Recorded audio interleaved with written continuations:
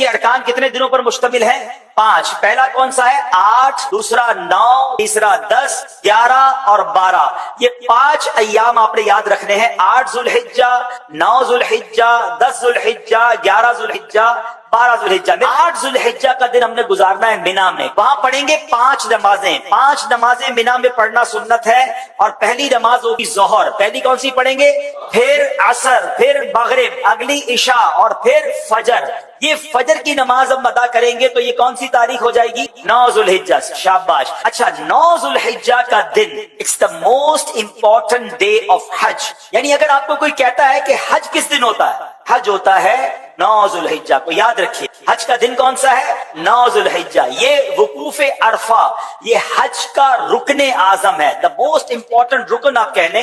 حج کے 3 فرائض ہیں، احرام پہننا، نیت کرنا اور طواف الزیارہ، لیکن رکن اعظم ہے وقوف عرفہ۔ وقوف عرفہ جو ہے یہ موسٹ امپورٹنٹ ڈے ہے، 9 ذوالحجہ کا دن آپ نے عرفات میں گزارنا ہے۔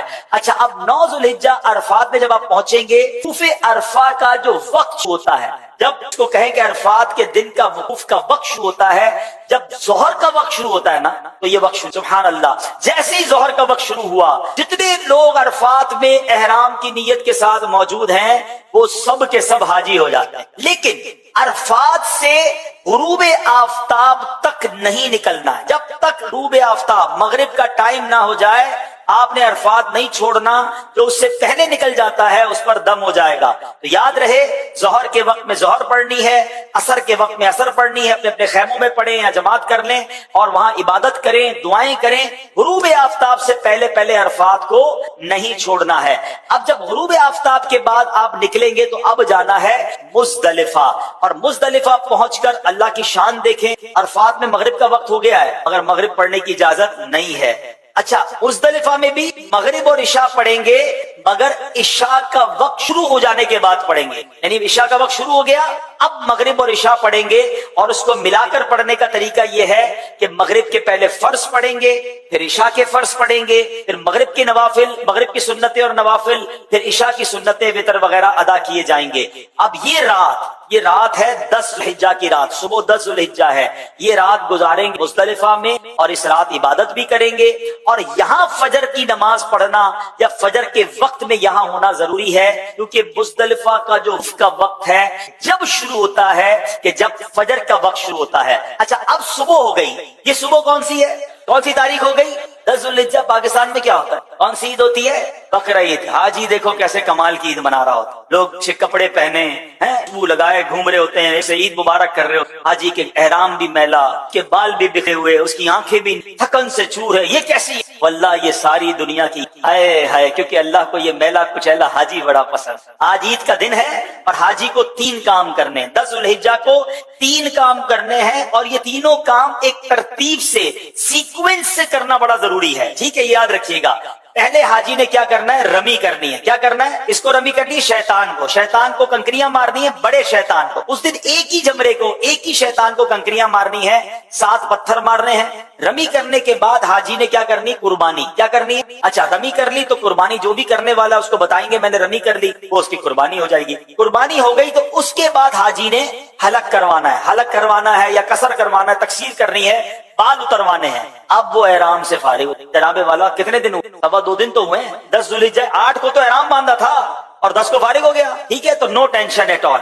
اب ساری پابندیاں ختم ہو گئی ہیں، احرام کی بھی لگائیں، سلے ہوئے کپڑے بھی پہنے، انجوائے کریں۔ صرف ایک پابندی باقی ہے جو مرد و عورت کی پابندی ہے۔ اب جب طواف الزیارہ کر لیں گے وہ پابندی بھی ختم ہو جائے گی۔ ٹینشن احرام کی نہیں لینی، 2.5 days، 2.25 دن، 2.5 دن میں آپ احرام سے آلموسٹ فارغ ہو جائیں گے۔ اب آپ کا ایک بڑا فرض باقی ہے، اور وہ کیا ہے؟ طواف الزیارہ۔ طواف الزیارہ اس کا نام ضرور ہے مگر چکر بھی ساتھ ہی، وہ نارمل طواف کی طرح ہے، مگر یہ طواف زیادہ انجوائبل ہے کہ اس طواف میں اب آپ کپڑے پہنے ہوئے ہیں، اب آپ احرام میں نہیں ہیں، اب آپ اپنے لباس کے ساتھ بڑے سکون سے طواف الزیارہ کریں گے۔ اور پھر ایک واجب ہے، وہ ہے حج کی سعی۔ تو طواف الزیارہ اور سعی آپ نے کرنی ہے۔ طواف الزیارہ کا جو ٹائم ہے وہ 10 کو بھی کر سکتے ہیں، 11 کو بھی کر سکتے ہیں، 12 غروب آفتاب سے پہلے کرنا ہے۔ عید کو مغرب کی نماز کا وقت شروع ہونے سے پہلے کسی بھی وقت طواف الزیارہ کیا جا سکتا، ٹھیک ہے؟ اور جو سعی ہے، جو طواف الزیارہ کے بعد کرنے والی حج کی سعی ہے، وہ آپ کبھی بھی کر سکتے ہیں، 12 کے بعد بھی کر سکتے ہیں، لیکن آپ بہتر ہے کہ طواف زیارہ کے ساتھ کر لیں تاکہ یہ چیز کمپلیٹ۔ اب 11 اور 12 ذوالحجہ میں 2 مزید آپ نے کام کرنے ہیں۔ وہ کیا کرنے ہیں؟ آپ نے جمرات کی رمی کرنی ہے اور اس میں 3 شیطانوں کو کنکریاں مارنی ہیں، اور ہر شیطان کو 7 کنکریاں مارنی ہیں۔ تو جب 3 شیطانوں کو 7 کنکریاں ماریں گے تو کتنی ماریں گے؟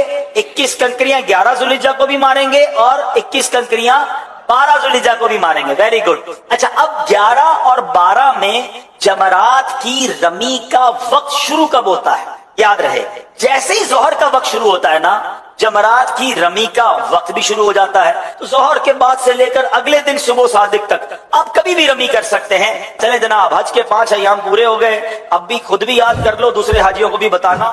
نبی پاک صلی اللہ تعالی علیہ وسلم کا فرمان عالی شان ہے، حاجی اپنے گھر والوں میں سے 400 کی شفاعت کرے گا اور گناہوں سے ایسا نکل جائے گا جیسے اس دن کے ماں کے پیٹ سے پیدا ہوا ہو۔ اللہ اکبر۔ میرے آقا فرماتے ہیں حاجی کی مغفرت ہو جاتی ہے، اور حاجی جس کے لیے استغفار کرے اس کے لیے بھی مغفرت ہے۔ حاجی کی تو مغفرت ہے، حاجی جس کے لیے استغفار کرے اس کی بھی مغفرت ہو جاتی ہے۔ میرے آقا مدینے والے مصطفیٰ صلی اللہ تعالی علیہ وسلم فرماتے ہیں دیکھو، حج پر جانا تو مغفرت والا ہے، جو اس سفر میں دنیا سے چلا جائے اس کے بارے میں میرے آقا کیا فرماتے ہیں؟ جو حج یا عمرے کے لیے نکلا اور راستے میں مر گیا، اس کی پیشی نہیں ہوگی، نہ حساب ہوگا، اور اس سے کہا جائے گا ادخل الجنہ، یعنی تو جنت میں داخل ہو جا۔ یعنی یہ کیسا سفر ہے کہ وہاں پہنچے تو مغفرت ہے، اس سفر میں اگر دنیا سے چلے جائیں تو جنت کا وعدہ ہے۔ اور یہ تو حج کی بات ہے، جب مدینے جاتے ہیں تو سبحان اللہ، سرور کائنات صلی اللہ تعالی علیہ وسلم کا فرمان، میرے آقا فرماتے منظار قبری وجبت لہو شفاعتی، جس نے میرے روزے کی زیارت کی اس پر میری شفاعت واجب ہو گئی۔ تو اے میرے پیارے اسلامی بھائیوں، اس سفر کی ہمیشہ تڑپ ہونی چاہیے۔ اور یاد رہے، ایک طویل روایت کا خلاصہ یہ ہے کہ جب حضرت ابراہیم علیہ السلام نے کعبے کی تعمیر کی تھی تو اللہ کریم نے فرمایا اے ابراہیم، لوگوں کو حج کے لیے بلاؤ۔ تو آپ نے کہا کہ مولا، میں آواز لگاؤں گا، آواز باقی دنیا والوں تک کیسے پہنچے گی؟ کیونکہ اس وقت تو مکہ پاک میں کوئی آبادی نہیں تھی، مگر آپ کو حکم دیا گیا ابراہیم تمہارا کام آواز لگانا ہے، ہمارا کام پہنچانا ہے۔ حضرت ابراہیم جبل ابو قبیس جو بالکل حرم پاک کے ساتھ آج بھی پہاڑ موجود ہے، وہاں پر کھڑے ہوتے ہیں اور لوگوں کو حج کے لیے بلاتے ہیں۔ سبحان اللہ، اس آواز کو پوری دنیا میں اللہ کریم کی رحمت سے پہنچایا جاتا ہے۔ صرف دنیا میں موجود لوگوں نے نہیں، بلکہ جو ماں کی پیٹ میں بچے تھے، باپوں کی پشت میں اور آنے والی اولاد تھی، ان سب نے اس آواز کو سنا، عالم ارواح میں روحوں نے سنا، اور اس وقت کچھ خوش نصیبوں نے جواب دیا لبیک اللہم لبیک۔ علماء فرماتے ہیں، روایتوں کا مضمون ہے کہ اس وقت جن لوگوں نے حضرت ابراہیم کی اس پکار پر ایک بار لبیک کہا تھا وہ ایک حج کرے گا، جس کی روح نے 2 بار لبیک کہا تھا 2 حج کرے گا، جس کی روح نے جتنی بار لبیک کہا تھا وہ اتنی بار حج کرے گا۔ اے خوش نصیب حاجیوں، تمہیں مبارک ہو جنہوں نے حج کر لیا، جو حج کو جا رہے ہیں، اللہ یہ سفر خیر و عافیت سے آپ کو نصیب فرمائے۔ اس کا مطلب یہ ہوا کہ ہم اللہ کا شکر ادا کرتے ہیں کہ ہماری روح نے ہزاروں سال پہلے حضرت ابراہیم علیہ السلام کی اس آواز پر لبیک کہا تھا۔ اللہ کریم ہم سب کو یہ سفر نصیب فرمائے۔ سنیے، یہ کیسا سفر ہے کہ حضرت جناب رسول اللہ صلی اللہ تعالی علیہ وآلہ وسلم نے فرمایا کہ داؤد علیہ السلام نے عرض کی اے اللہ عز و جل، جب تیرے بندے تیرے گھر کی زیارت کو آئیں تو تو انہیں کیا عطا فرمائے گا؟ فرمایا زائر کا اس پر حق ہے جس کی زیارت کو جائے، یعنی بندہ جس کی زیارت کو جاتا ہے نا، وہ جس کی زیارت کرنے جا رہا ہے اس کا کچھ حق ہوتا ہے آنے والے کے لیے۔ فرمایا ان کا مجھ پر یہ حق ہے کہ دنیا میں انہیں عافیت دوں گا اور جب مجھ سے ملیں گے ان کی مغفرت کر دوں گا۔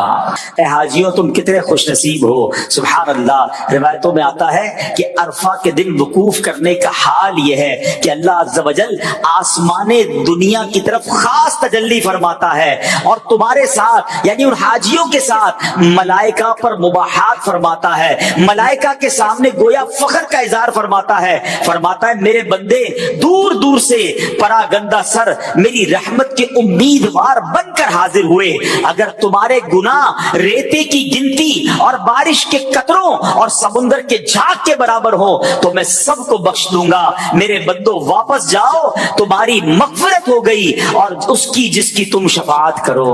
یعنی عرفات کے دن جو رحمتیں نازل ہوتی ہیں، اللہ اکبر، اللہ فرشتوں کے سامنے حاجیوں پر مباحات یعنی فخر کا اظہار فرماتا ہے، فرشتوں دیکھو میرے بندے کدھر سے آئے ہیں، دور دور سے آئے ہیں، ان کے لباس بھی میلے ہو گئے، ان کے بال بھی پراگندہ ہو گئے۔ اللہ اکبر، یہ کمال کا دن ہے، یہ رحمتوں کے نزول کا دن ہے۔ حج کا سب سے اہم دن یوم عرفہ جس کو کہا جاتا ہے، یہ خاص رحمتوں کے نزول کا دن ہے۔ اللہ وہ دن ہمیں عرفات میں احرام کی حالت میں گزارنے کی توفیق عطا فرمائے۔ سنو کیسی حاجیوں پر رحمتیں نازل ہوتی ہیں۔ سیدنا ابن عباس رضی اللہ تعالیٰ عنہ سے روایت ہے، نبی رحمت شفیع امت صلی اللہ تعالیٰ علیہ وسلم نے ارشاد فرمایا، بیت الحرام کا حج کرنے والوں پر ہر روز اللہ عز و جل 120 رحمتیں نازل فرماتا ہے۔ 60 طواف کرنے والوں کے لیے، 40 نماز پڑھنے والوں کے لیے اور 20 نظر کرنے والوں کے لیے۔ جو حج کرنے کے جاتے ہیں نا، حاجیوں کو مبارک ہو کہ اگر کوئی صرف کعبے کے سامنے بیٹھ کر کعبے کو دیکھ بھی رہا ہے، دیدار بھی کر رہا ہے، تو اسے اس وقت 20 رحمتیں ان کے لیے نازل ہو رہی ہیں۔ پھر ہم کیوں نہ کہیں کعبے کی رونق، کعبے کا منظر، اللہ اکبر اللہ اکبر۔ کچھ عبادتیں ایسی ہیں جو ساری دنیا میں کہیں نہیں ہو سکتی، اور طواف خانہ کعبہ کی تو کیا بات ہے۔ اے حاجیوں، تمہیں یہ موقع ملے گا جو دنیا میں کہیں اور نہیں ہو سکتا۔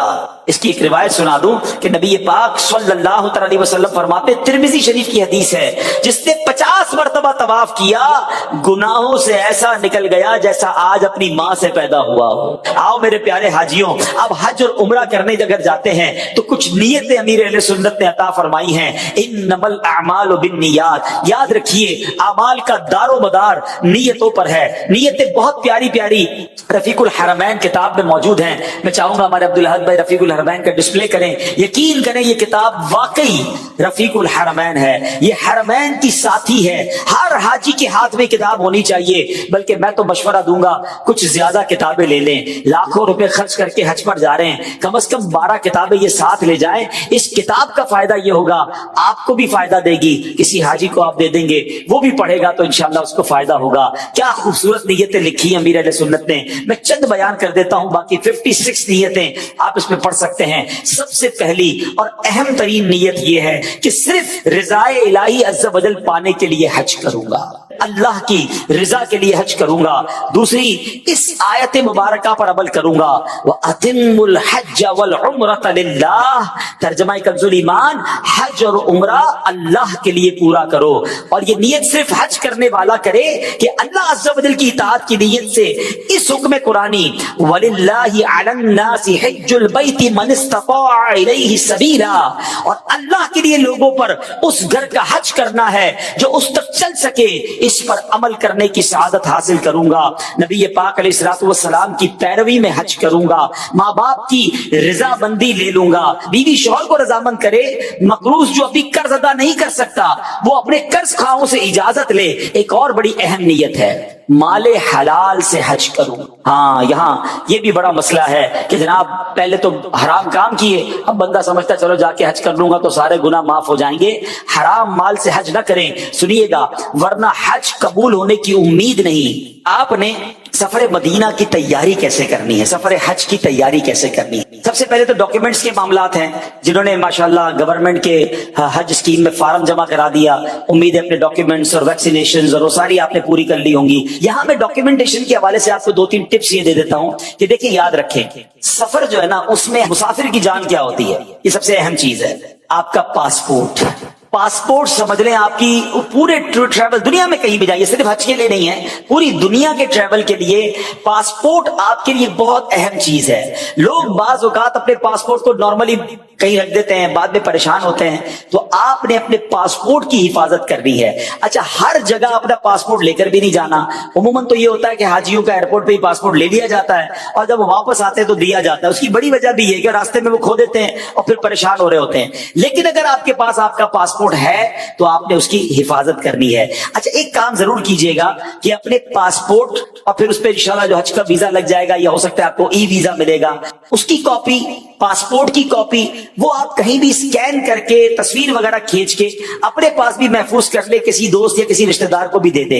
इमरजेंसी की सूरत में आपके पास आपके पासपोर्ट की कॉपी, बल्कि यहाँ एक और मशवरा दे देता हूं, सिर्फ पासपोर्ट की नहीं, ये जिंदगी में अपना मामूल बना ले कि आपके जितने भी अहम डॉक्यूमेंट्स हैं, चाहे वो शनाख्ती कार्ड है, बर्थ सर्टिफिकेट है, निकाहनामा है, बे फार्म है, प्रॉपर्टी के डॉक्यूमेंट्स हैं, इन तमाम डॉक्यूमेंट्स को अच्छे अंदाज में स्कैन करा के किसी ईमेल एड्रेस पर रख ले। आपको फायदा ये होगा, आप कभी दुनिया में कहीं और हैं और आपको अचानक किसी डॉक्यूमेंट की जरूरत पड़ेगी, आपने ईमेल अपना ऑन करना है और वहां से प्रिंट कर लेना है। जो लोग ईमेल इस्तेमाल नहीं करते वो भी ना घबराएं, वो उन डॉक्यूमेंट्स को अपने किसी बच्चे के मोबाइल में, घर वालों के किसी मोबाइल में भी सेव करवा दे ताकि वो आपको वक्त पड़ने पर व्हाट्सएप कर सकें। तो ये आपको सफर में एक अहम एहतियात करनी है। अब हम आगे चलते हैं। अब जब आप सामान खरीदेंगे तो सामान की खरीदारी में मैं 2-3 बातें इंशाल्लाह अर्ज करता हूं। मैं जरा खड़ा हूंगा, कैमरामैन मुझे फॉलो करेंगे। देखें, मैं पर्सनली अब तक जो हज के सफर में समझा हूं, आपके सफर में आपका जो सबसे अहम सामान है ना, सबसे अहम सामान, वो अहम 2 हैं, बाकी तो बहुत सारी चीजें अहम हैं। अब 2 सामान में सबसे अहम आपका बैग है, क्योंकि जिस हाजी का बैग टूट गया, समझ रहे वो बेचारा हाजी सारा सफर जो है इसी में परेशान रहेगा। तो बैग बड़ा अहम है। और चप्पल, चप्पल जो है ना, समझ लें आपके पैर है। अगर आपके चप्पल ठीक है तो फिर तो ठीक है, लेकिन अगर आपके चप्पल जो है अगर वो आपको काट रहे हैं, चप्पल आपको तकलीफ पहुंचा रहे हैं, तो आप बड़ी तकलीफ में हैं। तो इसके लिए मैं 2-3 मशवरे दे देता हूं। आजकल ये जो बैग आने लगे हैं 4 टायर वाले बैग कहलाते हैं ना। अच्छा, ये जरूरी नहीं कि इसी ब्रांड का लें या इसी तरीके का लें, ये हार्ड टॉप कहलाता है, जो सख्त जिसको कहे ऊपर से होता है, कुछ सॉफ्ट टॉप भी होते हैं जो कपड़े के होते हैं। दोनों ठीक है, मजबूत जरूर होना चाहिए। यानी आप अपने जहन में ये प्लान बना लें कि मेरे भरे हुए बैग को 12 बार उठाकर फेंका जाएगा, क्या ये जिंदा रहेगा, क्या ये सलामत रहेगा, ये देखकर बैग खरीदे। बाज़ औक़ात पुराना घर में कोई बैग पड़ा होता है, बहुत अरसे से सफर किया नहीं होता, कहा चलो इसी को ले जाते हैं। देखिए, कराची से लाहौर जाना और है और हज पर जाना और है, बैरून मुल्क सफर करना और है। ये एयरपोर्ट्स पर उठा उठा के फेंका जाता है। हमने देखा एयरपोर्ट के बेड पर किसी हाजी का बैग फटा हुआ होता है, किसी का चेन टूटी हुई होती है, किसी का हैंडल निकल जाता है। अब वो हाजी उस बैग को चलाए कैसे? यकीन करे बहुत बड़ी तकलीफ हो जाती है। 2 बातें हैं, एक तो बैग मजबूत हो और खुदारा बैग को भी सांस लेने दें। बाज़ औक़ात बैग में इतना सामान डालते हैं कि बाज़ औक़ात 2 बंदे ऊपर बैठते फिर जाके चेन बंद होती है। तो जब आप किसी बैग को पहले ही इतना भर देंगे तो उसके तो टूटने के पहले ही चांस हो गए। अगर आपका सामान ज्यादा है तो 2 बैग ले लें, एक ही बैग में सारे जहान का सामान डालना है। ये ना करें, रस्सियों से बांध रहे होते क्योंकि चेन बंद नहीं हो रही होती। जिसको रस्सियों से बांधा है तो कभी भी उसने एहतजाज कर देना है ना। तो बैग के साथ अगर आपने ज्यादती की तो खुद तैयार रहिए बड़ी आजमाइश के लिए, और वहां फिर आपको रियालों में बैग खरीदना पड़ेगा। अभी आप अच्छा क्वालिटी का बैग लें और उसकी चेन अच्छी हो, उसकी मजबूती अच्छी हो, उसका हैंडल अच्छा हो और उसके टायर अच्छे हो। अच्छा, कुछ लोग कहते हैं यार, मैं क्योंकि गांव गोट के लोग भी होते हैं, पंजाब के माशाल्लाह तगड़े भी आए हैं, वो कहते हैं 80 टायर वाले मिले तो वैसे ही बैग उठा लेंगे। एक बात याद रखें, जो आप हाथ वाला बैग उठाते हैं ना, अगर वो 15 किलो का है और अल्लाह ने आपको जान भी दी है, आप थोड़ी देर उठा लेंगे। लेकिन अगर आपको इसी बैग को गर्मी के आलम में 4 किलोमीटर लेके चलना पड़ा ना, आप नहीं कर सकेंगे। कभी कभी नौबत आ सकती है आपको बैग लेके कैरी करने की। तो बैग हमेशा ट्रॉली वाला होना चाहिए। अच्छा, अब पहले तो 2 टायर वाली ट्रॉली आती थी तो बैग यूं लेकर हम चलते थे, ये भी ठीक था, लेकिन इसमें भी हाथ पे बोझ आता था। लेकिन जब से ये 4 टायर वाला बैग आया, उसका फायदा ये कि अब आप भी चल रहे हैं और आपका बैग भी आपके साथ चल रहा है, तो इससे आपको बहुत ज्यादा आसानी हो जाती है। तो कोई भी बैग लें, वो 4 टायर वाला लें, बैग की अच्छी क्वालिटी देख लीजिएगा। अच्छा, ये मेन चीज मैंने बताई। दूसरी अहम चीज है आपके चप्पल। देखें, हमारा प्रॉब्लम पता है क्या है कि हम में से एक तो बहुत बड़ी तादाद पैदल चलती नहीं है। मैं एक और मशवरा देता हूं हाजियों को कि अब आपने جب تک آپ کی فلائٹ نہیں ہے روزانہ 2 سے 3 کلومیٹر چلنا شروع کر دیں، ورنہ وہاں جا کر جو چلتا ہے تو کبھی اس کے پیر میں چھالے، کبھی اس کی بہت جگہ پر ریشز ہو جاتے ہیں، بڑی تکلیف میں حاجی نظر آتے ہیں، کیونکہ ان کی عادت ہی نہیں ہوتی ہر جگہ موٹر سائیکل پہ جانا ہے۔ تو آپ اچھی اچھی نیتوں کے ساتھ، یہ بھی ایک حج کی تیاری ہے، آپ انشاءاللہ فریش بھی فیل کریں گے، آپ کی صحت بھی اچھی ہو جائے گی، تسبیح ہاتھ میں لے کے 2-3 کلومیٹر چل رہے ہیں تو 500,000 بار درود پاک بھی ہو جائے گا، ٹھیک ہے نا؟ تو آپ پیدل چلنا شروع کر دیں تاکہ آپ کی پیدل چلنے کی عادت ہو جائے، نمبر 1۔ نمبر 2، ایک غلطی یہ کرتے ہیں کہ بندہ چپل لیتا ہے بڑے اچھے والے اور اس کو پیک کر کے رکھتا ہے، کہتا ہے یہ تو وہاں استعمال کروں گا، اور اس کو کھولتا ہے جس دن حج کرنے جا رہا ہے، جیسے ہی چپل پہنے ایئرپورٹ پر ہی چپل نے کاٹنا شروع کر دیا، جدہ پہنچتے پہنچتے تو پیر پہ چھالا ہو گیا، مکے پہنچے تو اب دوسرے چپل ڈھونڈنے نکلے۔ آپ اپنے لیے فیملیئر، یعنی وہ چپل جو آپ کے پیر کو مافق آتے ہیں، آسان ہیں، سافٹ ہیں، آپ اس کو خریدیں اور اس کو پہن کے یہی چلنا شروع کر دیں۔ نہیں پسند آ رہا چینج کر لیں، دوبارہ کہتا ہوں یہاں روپیز میں ملیں گے، وہاں ریالوں میں ملیں گے، اور وہاں آپ کی پسند کا ملے ضروری نہیں ہے۔ یہاں ایک مشورہ ضرور دوں گا، ان 2 چیزوں میں کنجوسی مت کرنا، سستا روئے بار بار اور مہنگا روئے ایک بار، تو مہنگا لے لے، اچھا لے لے، کوالٹی کا لے لے۔ چپل میں بھی یہی کیجیے گا، چپل بھی آپ کو 50-100 روپے کی بھی مل جائے گی اور 500 روپے کی بھی ملے گی، لیکن یہ چپل آپ نے کام آئے گی، آپ کو بہت چلنا ہے، چلنا ہی چلنا ہے، اور کام کیا ادھر۔ اچھا چپل جو پسند آ جائے نا پہلے چیک کر لیں، وہ دوسری 1 جوڑی اور رکھ لیں، کہ یہ بھی کھو گئی تو پھر کدھر جائیں گے؟ تو جو آپ کے پیر کو مناسب ہے ایسی آپ نے 1 سے زائد چپل اپنے لیے رکھ لینی ہے تاکہ آپ کو کام آئے۔ الحمدللہ میں یہ بھی دیکھا کہ کچھ حاجی ایسی چپل جو اپنے پیروں کو کام آتی ہے وہ مینا عرفات کے لیے الگ رکھ لیتے ہیں، کیونکہ وہاں زیادہ چلنا ہے، تو وہ آپ پھر بے شک اس وقت نکال کر پہن لیجیے گا۔ تو یہ 2 چیزیں ہو گئی۔ تیسری چیز احرام، احرام میں ایک مسٹیک کیا کرتے ہیں حاجی کہ گئے احرام کی دکان پہ کہا احرام دے دو، اس نے احرام دیا، احرام پیک کیا، بیگ میں ڈال دیا، ٹھیک ہے۔ اب حج والے دن جس دن فلائٹ ہے اس دن کھولا، ارے یہ تو میرے سائز کا ہی نہیں ہے، آپ نے تو پیکٹ اٹھا کے لے آئے تھے۔ آپ نے احرام لے کر بھی پہننا ہے، اپنے گھر میں پہننا ہے، اس کو چیک کر لینا ہے، بلکہ ہو سکے تو وہاں بھی کھول کے آپ اس کے سامنے دیکھ لیں، کیونکہ ہر طرح کا بندہ ہوتا ہے، کسی کا قد لمبا ہے تو کسی کا قد چھوٹا ہے، کوئی ماشاءاللہ ہیلدی ہے، تو اس کو اپنی جسامت کے مطابق احرام لینا ہوگا نا۔ آپ احرام لیں اور اس کو اس احرام کی دکان بھی پہلے اپنے لیے چیک کر لیں، نمبر 1۔ نمبر 2، بعض اوقات اللہ معاف کرے حالات ایسے ہیں کہ بعض اوقات کوالٹی ایسی بنا دیتے ہیں لوگ کہ اسے جسم نکل رہا ہو، جسم جھلک رہا ہوتا ہے، تو آپ کاٹن کا اگر احرام لے رہے ہیں، تولیے کا احرام لے رہے ہیں تو کھول کے اس کی کوالٹی چیک کریں۔ اچھا اب کچھ جگہوں پر کلف والا احرام ملنے لگا ہے، کاٹن کا کلف والا احرام، اور آپ نے وہ کلف والا احرام لیا اور جس دن سفر پر جائے اسی دن کھول کر پہن لیا، تو وہ کلف آپ کو تنگ کرے گا باڈی پر، اور تو کچھ ہے نہیں، تو آپ کو وہ چبھنے لگے گا، عجیب سی فیلنگ ہوگی۔ تو اگر کلف والا احرام لے تو اس کو پہلے گھر پہ دھو لے تاکہ وہ سافٹ ہو جائے، آپ کی باڈی کے لیے آپ کو سافٹ احرام آسان رہے گا۔ ویسے تو بہتر یہ ہے کہ آپ نیچے تہبند کے لیے کاٹن کا احرام لے لیں، لٹھا جس کو کہتے ہیں، اور اوپر پہننے کے لیے آپ تولیے کا لے لیں، مگر اگر دونوں بھی تولیے کا استعمال کر لیں تو بھی کوئی حرج نہیں۔ آج کل چونکہ گرمی کے حج ہوں گے تو تولیہ یہ کہ آپ کا پسینہ جذب کر لے گا، جیسا آپ کو کمفرٹیبل فیل ہو آپ احرام لے سکتے ہیں، لیکن کوالٹی آف احرام میں کمپرومائز مت کیجیے گا، سائز احرام کا آپ احرام لیتے وقت ہی چیک کر لیں۔ اچھا اب ایک اور بڑا مسئلہ ہے شہری لوگوں کے لیے کہ ہم تہبند پہننے کے عادی نہیں ہیں، ٹھیک ہے جناب، اب احرام پہنا زندگی میں پہلی بار اور سارا راستہ ایک ہاتھ سے احرام ہی سنبھالتے رہے، اور یہ ٹینشن رہی کہ یار یہ تہبند کہیں آگے پیچھے نہ ہو جائے، تو سارا یہ احرام کی جو ٹینشن حاجی کو ہوتی ہے نا کہ یار احرام پہنوں گا، پھر اس کے بعد اس احرام پہن کے ہی سونا ہے، احرام پہن کے ہی گھومنا ہے، تو بھائی آپ اپنے گھر میں کچھ دن احرام کی چادر یا کوئی بھی گھر کی چادر لے کر اس طرح تہبند بنا کر رہنا شروع کر دیں، رات کو آرام اسی تہبند کے ساتھ کریں، اٹھنے کے بعد آپ وضو وغیرہ کریں، واش روم وغیرہ بھی جائیں، تو آپ پریکٹس ہو جائے گی آپ کی کہ اس کے اندر کوئی پرابلم نہیں ہے۔ اور جب آپ احرام فرینڈلی ہو جاتے ہیں نا، آپ یقین کریں ماشاءاللہ ہم نے کئی حاجیوں کو دیکھا جو حج قران کرتے ہیں اور مسلسل کرتے کئی سالوں سے کرتے ہیں، کیونکہ ان کو احرام کے حوالے سے وہ ٹینشن نہیں رہی ہے۔ ورنہ اب حاجی جس سے بھی بات کرو وہ کہتا ہے یار یہ بتاؤ احرام اترے گا کب؟ ارے بھائی احرام پہنوں گا کب اس کی بات کرو یار، ہماری تو تمنا یہ ہو کہ پھر کب احرام پہنوں گا، کیونکہ ساری زندگی تو کپڑے سلے ہوئے پہنے تھے،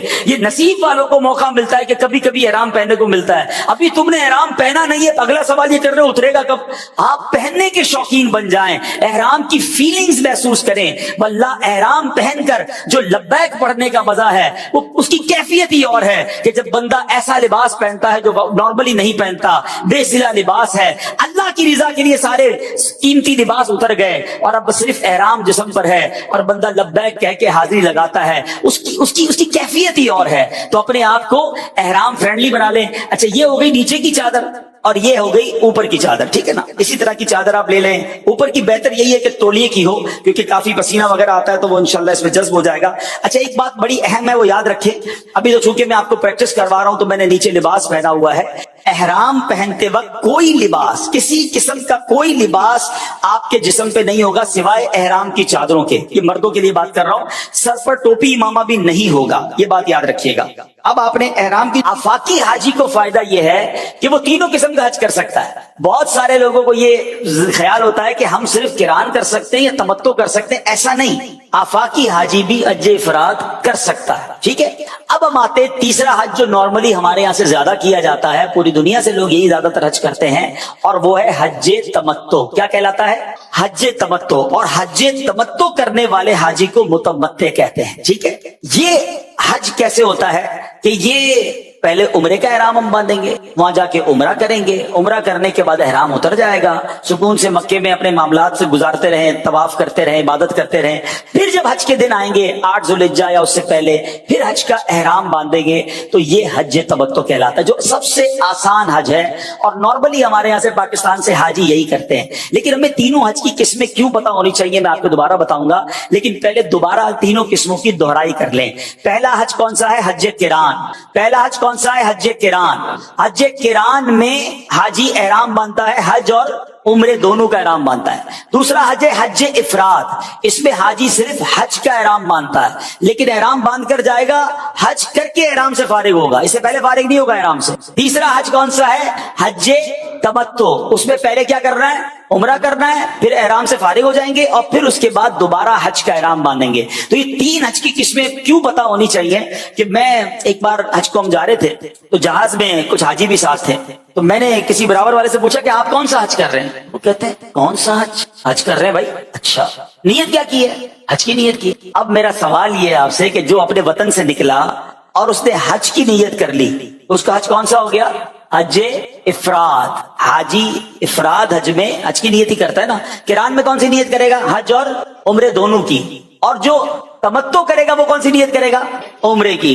بہت بڑی تعداد میں حاجی جیسی جہاز میں بیٹھتے ہیں یا اس سے پہلے جہاز میں جا رہے ہوتے ہیں وہ نیت کرتے ہیں، حج کی کتاب کھولتے ہیں اور حج کی نیت پڑھ لیتے ہیں. حج کی نیت کرتے ہی آپ کا حج افراد شروع ہو گیا، اب آپ کا احرام ہی نہیں اترے گا.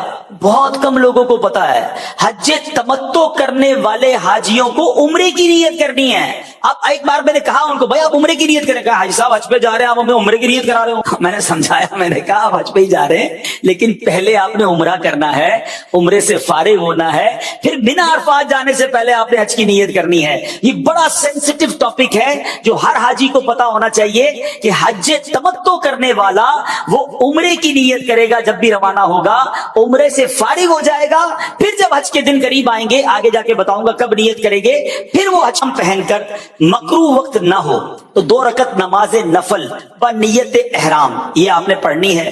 اور پہلی رکعت میں الحمد شریف کے بعد قل یا ایھا الکافرون اور دوسری رکعت میں قل هو اللہ شریف پڑھیں. اچھا یہ اگر کوئی اور بھی صورتیں پڑھ لیں تو نفل ہو جائیں گے، مکروہ نہیں تو آپ احرام کے نفل پڑھ لیں. اچھا اب احرام کے آپ نے نفل پڑھ لیے، اب نیت کب کرنی ہے یہ بڑی اہم بات. جس طرح 3 حج کی نیتوں میں امید ہے آپ کو نئی بات اور اہم بات پتہ چلی نا. نیت میں ایک اور غلطی کر جاتے ہیں اسلامی بھائی کہ وہ گھر سے ہی عمرے کی نیت کر کے چل پڑتے ہیں. اب آپ نے گھر سے نیت کر لی، آپ کی احرام کی تمام پابندیاں شروع ہو گئی، اور اب آپ نے راستے میں آپ سے کوئی غلطی ہوتی ہے، لوگ ہار بھی پہناتے ہیں، بعض اوقات کوئی خوشبو بھی لگا سکتا ہے، کوئی بھی ایسی چیز ہو سکتی ہے، بعض اوقات فلائٹ لیٹ ہو جاتی ہے. اچھا بعض اوقات یہ بھی ہوتا ہے کہ وایا فلائٹ ہوتی ہے، مثال کے طور پر کراچی دبئی، دبئی جدہ، اور آپ نے احرام کی نیت اپنے گھر سے کر لی. جب سے نیت کر لی احرام کی پابندیاں شروع ہو گئی، دبئی ایئرپورٹ پہ بھی آپ احرام کی پابندی کے ساتھ ہیں. ایسا نہ کریں.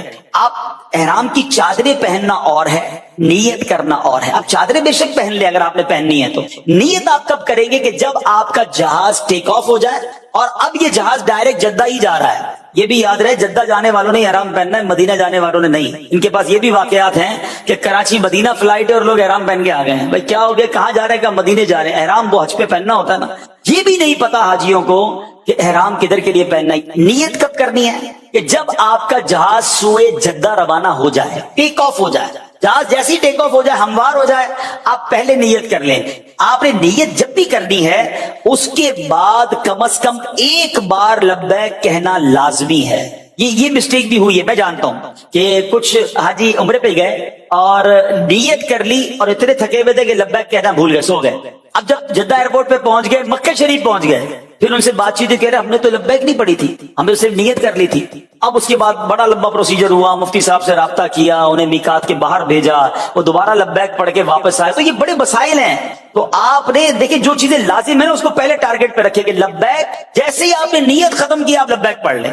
لبیک کیا اس کے قائم مقام، لیکن آپ لبیک پڑھ لیں. اور لبیک تو سبحان اللہ اس پورے سفر کا افضل وظیفہ ہے، اور یہ بار بار پڑھنا ہے. اور لبیک جو ہے وہ معنی کے ساتھ پڑھنا. یقین کریں احرام پہن لیا اور اگر معنی ذہن میں ہے نا تو پھر لبیک پڑھنے کا مزہ ہی اور ہے. پھر اس کی جو کیفیت بنتی ہے نا، یہ ایکچولی کیا ہے، یہ حاضری لگانا ہے. لبیک اللہم لبیک، میں حاضر ہوں میرے مالک، میں حاضر. یہ کیفیت بنانا نا. اسکول میں مدرسے میں ہمارا نام لیا جاتا، کیا کہتے تھے؟ لبیک پریزنٹ. اب یہاں میں حاضری لگا رہا ہوں کہ یا اللہ میں بھی آ گیا، مالک میں بھی آ گیا ہوں، میں حاضر ہوں. لبیک لا شریک لک لبیک، ہاں میں حاضر ہوں، تیرا کوئی شریک نہیں مولا، میں حاضر ہوں. ان الحمد والنعمت لک والملک، بے شک تمام خوبیاں اور نعمتیں تیرے لیے ہی ہیں، تیرا ہی ملک ہے. لا شریک لک، تیرا کوئی شریک نہیں. یہ